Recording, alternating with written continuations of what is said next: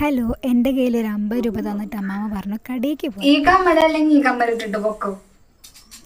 അപ്പം ഞാൻ അമ്മാമ്മയുടെ അടുത്ത് പറയുന്നു ഇതിൽ ഏതെങ്കിലും ഒരു കമ്മലിട്ട് നിങ്ങൾ കുടുംബശ്രീക്ക് പോകാൻ. അപ്പം അമ്മാമ്മ എൻ്റെ അടുത്ത് പറയുക ഇല്ലെങ്കിൽ തന്നെ എന്തെങ്കിലും ഒരു നല്ല സാരിയോ മുടിക്കെട്ടൊന്ന് മാറ്റി കിട്ടിക്കഴിഞ്ഞ് കഴിഞ്ഞാൽ നാട്ടുകാർ വീക്ഷിച്ചിട്ട് ഓരോന്നിങ്ങനെ ഇരുന്ന് പറയുന്നു. നാട്ടുകാർക്ക് വേറെ പണിയില്ലല്ലോ, അത് വിടും. അങ്ങനെ അമ്മാമ്മ വന്ന പൈസയ്ക്ക് ഞാൻ ബിസ്ക്കറ്റും കേക്കും മേടിച്ചിട്ട് വീട്ടിലേക്ക് വന്നപ്പോൾ എനിക്ക് അമ്മാമ്മയുടെ അടുത്തേക്ക് പോകണം തോന്നി. അങ്ങനെ അമ്മാമ്മയുടെ അടുത്തേക്ക് പോയി.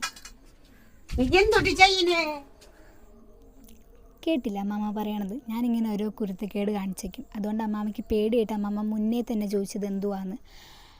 അപ്പോൾ അവിടെ കുടുംബശ്രീക്ക് പോയപ്പോൾ റോട്ടിൽ ഈ ചെടി നിൽക്കുന്നു.